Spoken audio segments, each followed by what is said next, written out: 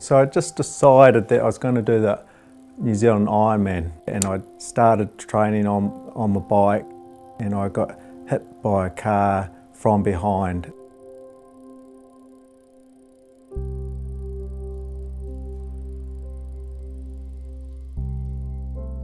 The lady didn't see me because the sun was in her eyes, and she was going along at 100 k's an hour because it was an open road, and didn't realise she'd hit a person. She thought she'd just hit one of those big green rubbish bins. So I was in an induced coma for 4 days, and then I was in intensive care for 2 weeks, and then I managed to get into Burwood Hospital, and I was out there for just on 3 months. I had broken bones, dislocated both shoulders, but worst of all was I got a traumatic brain injury. It was a pretty scary time, and I had to relearn to do everything, walking, talking, so it was a massive road for me. I had injuries that people could see, and they heal reasonably quickly, but what people didn't see is the fatigue. Whenever I got tired, I'd start slurring my words. I had major memory loss. I got told by a doctor that I'd never work or play sport to an elite level again. Straight away I said that his name was Dr. Never, because he was telling me I'd never do this, never do that, never go back to study. So I straight away thought, I'm going to prove this Dr. Never wrong. So I came into this new world. I was so scared about what had happened. It was like I was a little rabbit in a big, huge forest. And I told one of my friends this. She's a physio, and she came in with this little teddy bear, and his name's Blue. Each time I got really scared, I'd grab Blue and cuddle him. And it was like this 35-year-old guy cuddling a teddy bear, and whenever a nurse would walk by, I'd quickly put him under the covers initially. I was a little bit embarrassed, you know. But then I realised that Blue was helping me so much that I didn't care what other people thought.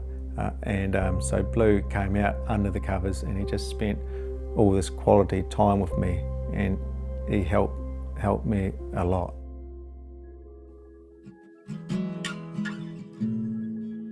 The first day of the new world was a very exciting day. This person was walking towards me, and I recognised this person, and I got so excited because this is the first time I remembered anything. And then there's this funny feeling went through me, and I was wondering what that funny feeling was.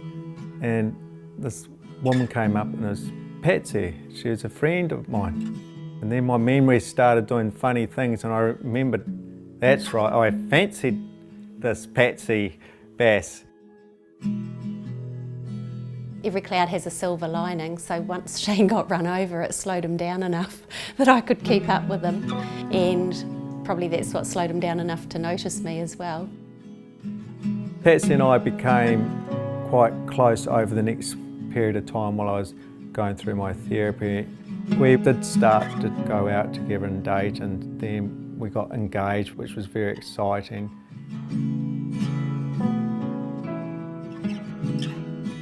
Patsy has been a major support for me.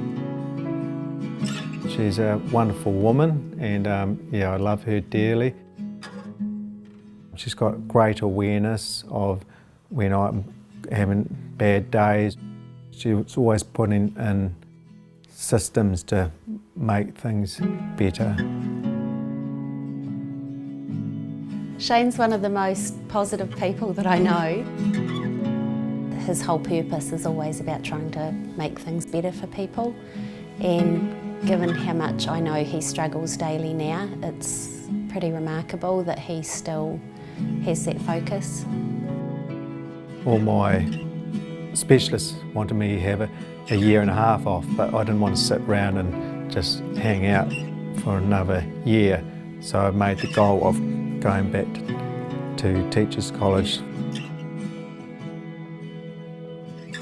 I decided to go into Linwood College and work in the hospitality home economics department. And this was very exciting because I was going back to my old trade. It was going to be very exciting but challenging, because from the brain injury I don't have any sense of taste, or very, very little. So being a chef, it's a bit of a concern. And at school, quite often the students forget and think, "Mister, can you please taste this?" And I go along and taste it. "Oh, that tastes great," and I don't, I love teaching. I love seeing the light turn on in the students' eyes when they believe in themselves and feel good about themselves when they've achieved. So many get told that they can't do this or that, and I spend all my time teaching them that they can do these things. There would have been significant struggles for him to get through, and he has. And what that means for his teaching is that he's got extra special empathy with kids. I see him with the kids at Linwood College. They absolutely respect him, and they always, they want to meet me, and they always tell me how cool Mr. Thrower is, and it's their favourite class, and that he makes education fun, and then that they wish their other teachers could be like him.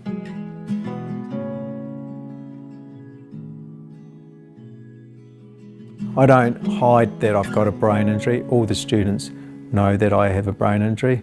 If we're doing restaurant night, they know that Mr. Thrower has to go off and have his 1 hour's sleep, so he's got the energy to work in the evenings. For all of us, it's about learning, and lots of people have things in their lives and they can see that Mr. Thrower has as well. So quite often they will come to me just for some guidance or support, because they know that I've been through a similar situation.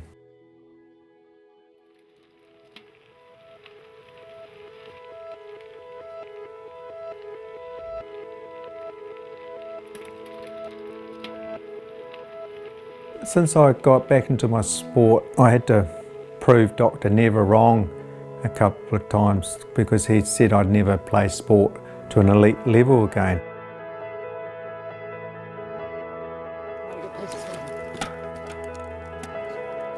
Myself and a very good friend decided to go over to Canada and do a 7-day mountain bike race, which is called the Trans Rockies.